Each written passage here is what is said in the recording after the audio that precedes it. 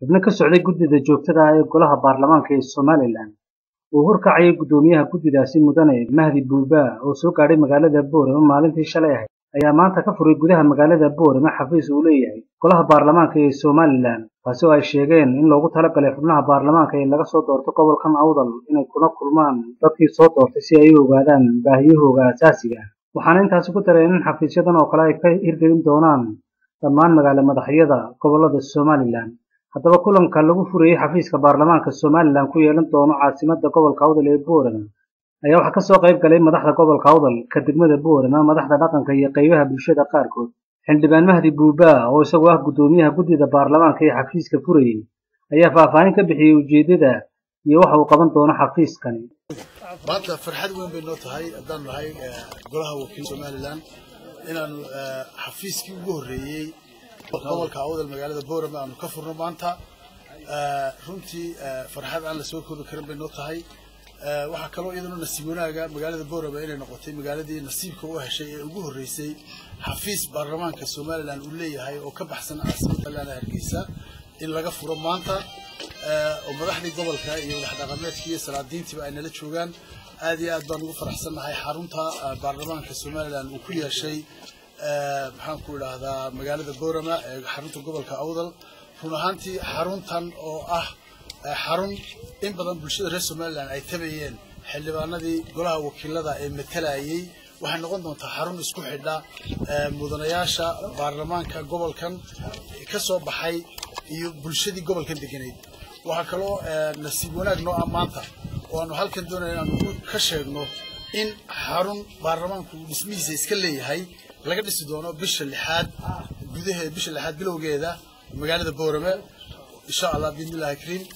golaha deegaanka oo maarkuxeenka nala joogana aanu weydiisanayno inuu ka doonayno dhul 100 mitir oo square ah oo aanu ka dhisno xaruntii baarlamaanka ee rasmiga ahayd tan waa guri kira ah oo ku meel gaara oo noqon doonta xarun xafiisyo ay ku yeeshaan xubnaha dhammaan ka soo baxay gobolkan Awdal ee golaha wakiilada matala 13 xildhibaanba ay ku yeelan doonaan xubin waliba xafiis u gaara oo xoghaynta u gaarana ay u joogi doonto marka waxay noqonaysaa baarlamaanka oo maanta la ballaariyay in badan bay dadku tabayeen oo ilaa xildhibaanada islaam dooranay dib maana aanu aragay maantaba gacmaha aynu isqabsan doonaa dib baynu isugu soo noqonaynaa wada shaqaynteena halkaas insha Allah biidnillaahi ta'ala ka bilaabmi doonto sidoo kale Suldaan Suleymaan Cali Ismaaciil oo ka mid ah madaxda dhaqanka ee gobolka Awdal ayaa isagu ku canaantay xubnaha ka socday baarlamaanka Somaliland habdhaqanka golahaasi ay ka midka yihiin waxaana ka mid ah hadallada suldaanka anu soo noqdo baarlamaankan socda annagu waxaan u dooranaa baan idin idhi in carruurtoodu ha ku noolaato kuwa dambana sidaa umaanu dooranayna waaya haddaan golihiinna ka sheekeeyo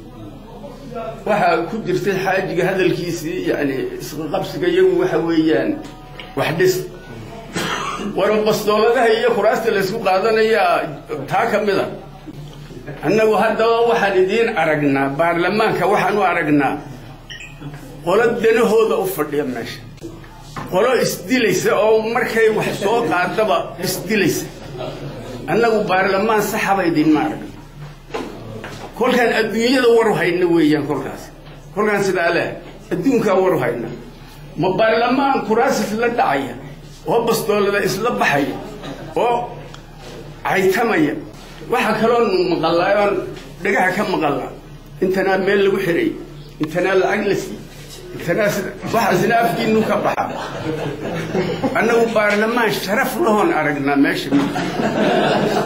annuxurka u soo noqdo waxaan ka maqlaya hadalka ku jiray wada tashi wax la yidhaa iyo wax fulin iyo intaa ma la helayaa halkaa goonida ay ugu qorinta kulanka ka bacdi ayaa mas'uuliyiinta dawladda hoose ee Boorama uu horkacayay guddoomiye ku-xigeenka degmada Boorama Maxamed Dheerayste oo uu helinayay guddoomiye ku-xigeenka gobolka Awdal Cabdi Nuur Sugaal waxay xubnaha baarlamaanka ka socday Somaliland dhul ka siiyeen magaalada Boorama si ay uga dhistaan xafiis ugana maarmaan guriga kirada ay hadda kireysteen guddoomiye ku-xigeenka degmada Boorama Maxamed Dheerayste iyo guddoomiye ku-xigeenka gobolka Awdal Cabdi Nuur Sugaal oo dhagax dhiga xafiiskaasi ka hadlayna waxa ka mid ah hadaladoodii anagoo ah golaha deegaanka degmada Boorama waxaa noo sharaf ah inaan ku wareejino guddoomiyaha gobolka si uu ugu wareejiyo guddiga joogtada ee golaha wakiilada ah dhulka danta guuda oo cabirkiisuna uu yahay 100 waanu ka jarnay beertaasi aanu mar walba jecelnahay in horumarka degmadu kor u sii qaadmo waxa horumaraysa wadadii Djibouti u socotay hadda dhawaan la doonayo in laga shaqeeyo oo la farsameeyo wadooyinka ugu soo horeeya ah oo wadooyinkaas oo wadad noqonaysa jidka weyn ee madaxweynuhu dhagax dhigay waxa xagan ka xiga koonfurta IDB-gi iskuulla boodina iyo airportkii waa magaalada hormaheegi laakiin waa dhul dhismaya insha Allah biidnillaahi kariim aad u mahadsanyahay madaxweynaha ahla kusmaha maayirka waxaan golaha baarlamaanka leh dhagax waan dhigaynaa dhaqso u dhisto ugu dambeynna waxaa u mahad ceshay mas'uuliyiinta degmada iyo ka gobolka Awdal xildhibaan Mahdi Buuba oo ku hadlayay magaca baarlamaanka Somaliland waxaan uga mahad ceshay dhulka ay siiyeen dawladda hoose ee degmada Boorama si ay uga dhistaan xafiiskan barasabka gobolka Awdal iyo maayirka magaalada Boorama meel halbowle ah wadooyin qurux badan ay mari doonto anana waxaan ballan qaadaynaa inaan sida ugu dhaqsaha badan leh dhisi doono oo sanadkan ku jira dariiqadiisa gurigaas oo dhisan xafiisyadii baarlamaanka ka furan yihiin oo guest house-kiisa ka dhisan yahay oo dhammaystiri doono biidnillaahi tacaala aad iyo aad noo mahadsantahay si kastaba ha ahaatee furitaanka xafiiskan ayaa noqon doona midkii ugu horreeyay ee laga furo gobolka Awdal ee ku magacaaban aqalka baarlamaanka Somaliland mid ka wakiila waxaana furitaanka xafiiskan ka caawiyay baarlamaanka Somaliland hay'adda UNDP sida ay xaqiijiyeen xubno ka mid ah wafdiga baarlamaanka Somaliland ee yimid magaalada Boorama Hashim Sheekh Umar Good Somali Chat TV Boorama